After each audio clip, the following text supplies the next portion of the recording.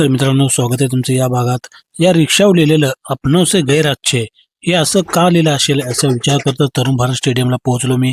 कारण या ठिकाणी वीरशैव लिंगायत समाज यांच्या वतीने विश्वशांती यज्ञ आयोजित केलेला आहे आणि या संदर्भात समाधान महाराज हबप समाधान महाराज यांचं प्रवचन आणि कीर्तन आहे. बस स्टँड रोड सांगली, म्हणजे सांगलीमध्ये हा कार्यक्रम आहे. आणि या कार्यक्रमाकडे जाताना कार्यक्रमामध्ये काय पाहायचं असेल, काका आणि मी चाललोय म्हणून. आणि पार्किंगला तर जागा आत नव्हतीच, पार्किंगला गाडी बाहेर लावली. समोर गेल्यानंतर दिसलं श्री केदारेश्वर मंदिर, शंकराचं मंदिर. आणि तरुण भारत स्टेडियमच्या एका कोपऱ्यात एक छोटीशी बाग केलेली आहे. लिहिलेलं आहे I love Tarun Bharat stadium. म्हणजे तरुण भारत स्टेडियम म्हणजे क्रिकेटसाठीचं स्टेडियम आहे, पण वेगवेगळ्या कार्यक्रमासाठी वापरलं जाते. बाजूलाच एक मोठा टेंट उभारला आहे. या ठिकाणी भगवान शंकरांची प्रतिकृती लावली आहे. रात्रीची अरेंजमेंटसाठी लाईटची व्यवस्था देखील केली आहे. आणि स्टेडियम असल्यामुळे बसण्यासाठी वगैरे कसं जागा साईडला जागा आहे बघा. आणि जाताना तिथे रक्तदान शिबिर, बऱ्याच ठिकाणी असे लोक जिथे असतात गर्दी तिथे रक्तदान शिबिर हे असतेच. आणि हिमालय असं दाखवायसाठी थोडासा बर्फाचं हे केलं आहे. आणि या ठिकाणी आजीला चाला येत नव्हतं, पण तरी देखील आजी म्हणली मी पायऱ्या चढून वर येणारच असं म्हणून आजी हट्टाने वर आली आहे. जागेवर असं नसतं होतं, कुणाची जागा पकडू नये, खुर्ची मोकळी सोडू नये. जिथं खुर्च्या मोकळ्या आहेत सावकाश, शेवटची पायरी मोठी आहे. मागेच ओम नमः शिवाय असा ध्वनी वाजत आहे. आणि शिवाय सभा मंडपामध्ये घोषणा देखील होत आहे, ते देखील ऐकू येत आहे. वर गेल्यानंतर असं डेकोरेशन केलं आहे शंकरांचं, भगवान श्री केदारनाथ मंदिर यांचं. आणि आजी इकडे धरून धरून चालत आहे. शेवटी आजीनं गडसर केलाच आहे आणि आजी पूर्णपणे वर आलेली आहे. आणि या साईडला बाजूच्या टेंटमध्ये कार्यक्रम चालू आहे. हबप समाधानजी महाराज यांचा कार्यक्रम चालू होणार आहे. आणि त्या ठिकाणी तू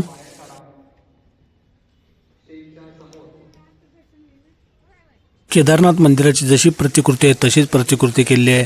समोर नंदी ठेवलेला आहे. आणि मंदिर जसं काळ्या दगडामध्ये आहे त्याप्रमाणे दगडाची रचना केलेली आहे. बऱ्याच जणांना या ठिकाणी योगा सेल्फी किंवा फोटो काढायचा मोह राहतच नाही, कारण की मंदिर इतकं छान आकर्षक केलं आहे आणि ओरिजिनल मंदिराप्रमाणेच केलेलं आहे. आतमध्ये गेल्यानंतर केदारेश्वरांचं दर्शन घेतलं तर त्या ठिकाणी ओरिजिनल मंदिरामध्ये जशी मूर्ती असेल त्या प्रकारेच मूर्तीची इतर रचना असणार आहे. आणि ती इथं आपण पाया पडला आहे आणि नमस्कार केला आहे. आणि फुलांचं डेकोरेशन हे मात्र किती छान केलं आहे बघा. पण ते मित्रांनो प्लॅस्टिकचं आहे. ओरिजिनल फुलं ज्या टिकणार नाहीत. 7 दिवसाचा कार्यक्रम आहे, प्लॅस्टिकचे आहेत, मात्र खतरनाकच एकदम दिसतात. आणि काका आपल्यासोबत आहेत आणि इकडे मी. पुन्हा बाहेर गेल्यानंतर एकदा वाजवून पाहावं म्हटलं हे कशाचं मटेरियल आहे. दिसते तर पूर्णपणे काळसर पूर्णपणे मंदिराच्या भोवती केलेलं आहे ते. आणि वाजवून बघितलं तर फायबरचं मटेरियलसारखं होतं ते. फायबरचं का?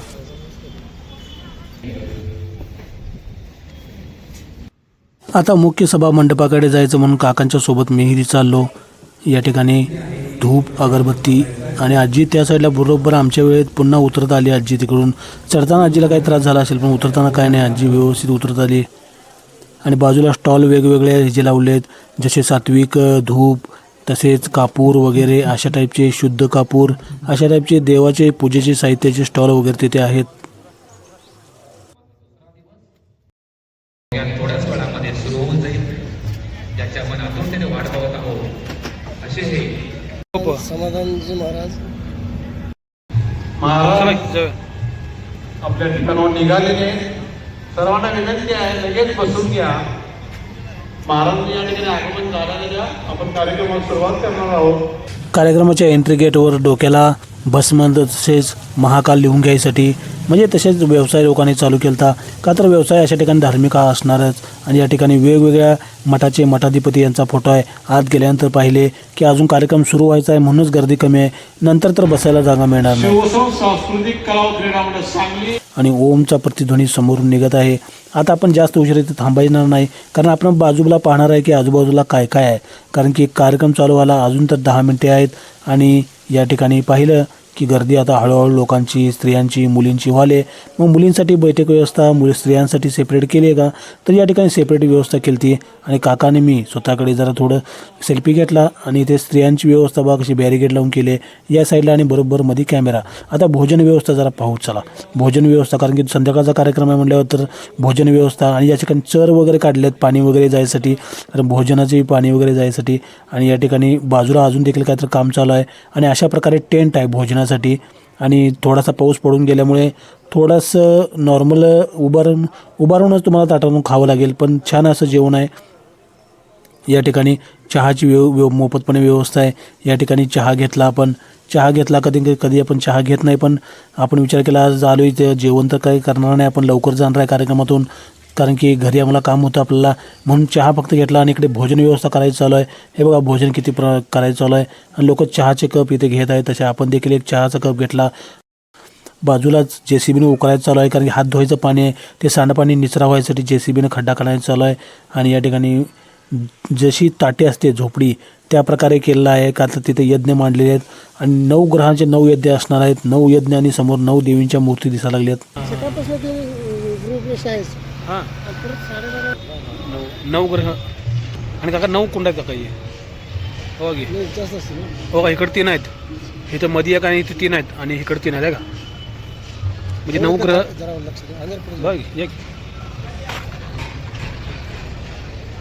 हो काका, इकडे काय तर पूजा बसल्या. 2, 3 आणि तिकडे हे 4, 5, 6, 7 पुढे 2 की हे काय हां, एक मध्ये मेन मोठं आणि एक हां. कोपऱ्यात एक आहे. 9 9 ग्रह 9 असं त्या टाईपचं असं आहे.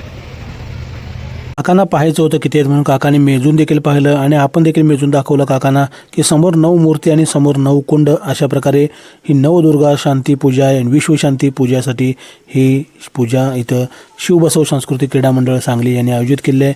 आणि रूप देखील वर तसं केलं आहे की जुन्या काळी जसे साधू संत कसे करत होते त्या टाईपचं वर झोपडी ताटी वगैरे घालून असं केलेलं आहे. बाजूला एक कर्नाटकी ड्रेस पोशाख घालून मुलगा आणि त्याचा वडील उभारला आहे. कर्नाटक आणि साऊथमध्ये जरा थोडासाच फरक असतो मित्रांनो.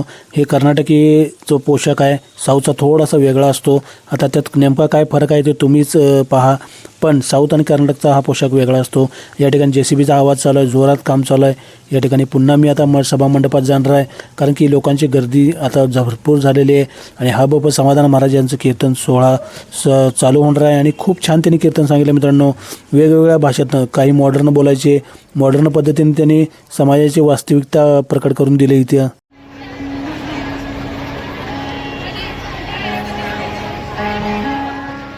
म्हणजेच त्यांच्या प्रवचनात एकदम जुनं असं टाईपचं असं काय नव्हतं. मॉडर्न या बाबतीत सांगायचं आहे की स्त्रियांनी पुरुषांनी एकमेकासोबत पतीपत्नींनी कसं वागायचं, आईवडिलांसोबत कसं वागायचं, अशा टाईपचं चांगलं त्यांनी सांगत होते.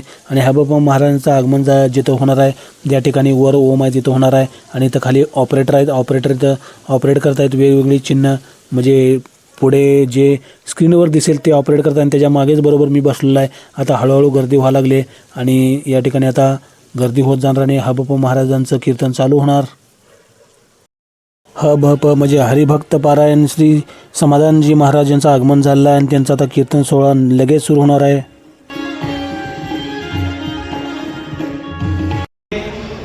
पुष्पहार अर्पण करून महाराजांचं या ठिकाणी सहर्ष स्वागत करायचं आहे. मोबाईल संदर्भात एकदा वॉर्निंग देण्यात आली की मोबाईल तुम्ही सर्वांनी शांतपणे खाली ठेवा. पण आपण ब्लॉगर आहे म्हटलं आपण तर मोबाईल रेकॉर्डिंग करणार, कारण की बाजूला लाईव्ह थेट प्रक्षेपण चालू होतं आणि ते तुम्ही TVवर देखील पाहू शकत होता. महाराजांनी खूप छान प्रवचन सांगितलं मित्रांनो. आपण त्या प्रवचनाचा एक हिस्सा बनलो याचा आपल्याला अभिमान वाटतो, पण आपलं ते पूर्ण प्रवचन पाहता आलं नाही, कारण घरी एक अर्जंट काम असल्यामुळे आपल्याला जावं लागणार होतं. मात्र हबप महाराजांचं कीर्तन मात्र छान होतं आणि तल्लीन होऊन लोक टाळ्या वाजवत सगळेजण ऐकायला लागलेत. आणि मागे बॅकग्राऊंडची जी चित्र आहेत ती चेंज करण्याच्या समोर मी बसलो आहे. आता वेगवेगळी चित्र कशी चेंज होतात बघा.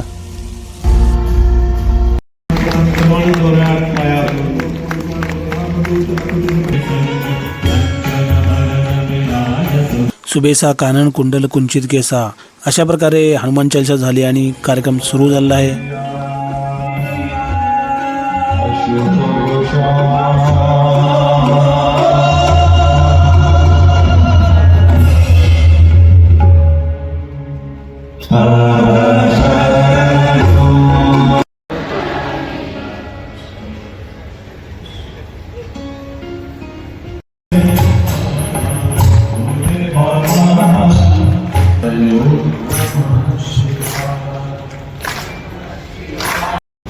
नमः शिवाय, ओम नमः शिवाय.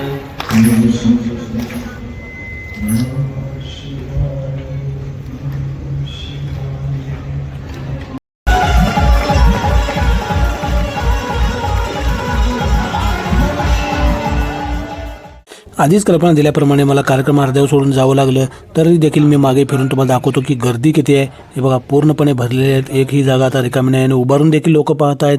तर अशा प्रकारे 7 तारीख ते 14 तारखेपर्यंत हा कार्यक्रम जून महिन्यात होता, 7 जून ते 14 जून 2026 रोजी. पण आपल्याला पाहता आला फक्त एकाच दिवशी, आणि एका दिवशी जे काय पाहिलं अशा प्रकारे मी हा भाग टाकला आहे. दररोज काय ना काय तर डिग्रजच्या कृष्णाकिनारी वेगवेगळ्या प्रकारे मी टाकायचा प्रयत्न करतोय. आणि ट्रॅफिकमध्ये गाडी बघा इथं लावायलाच की गर्दी होणार नाही, कारण की बाहेर देखील ट्रॅफिक फुलं चालतं. आणि हा बाप्पा समाधान महाराजांचं भाषण म्हणण्यापेक्षा कीर्तन हे साधारण 7 दिवस होतं, तर आपला 1 दिवस ऐकायचा योग आला. अशा प्रकारे डिग्रजच्या कृष्णाकिनारी वेगवेगळ्या ठिकाणी काय ना काय तर चालू असते. मी गाडी काढल्या लगेच दुसरी गाडी त्या ठिकाणी लागली. तर अशा प्रकारे वेगवेगळे भाग येत असतात. पुन्हा मी सांगलीमधल्या आयुर्विन पुलावरून जात आहे, आणि आयुर्विन पुलावरून जाताना बघा एखादा माणूस कसे लोक एखादा गाडीला कसा कट मारून चालला आहे बघा, एकदम किती फास्टमध्ये गाडी घेऊन जातोय बघा आता मायापुढे.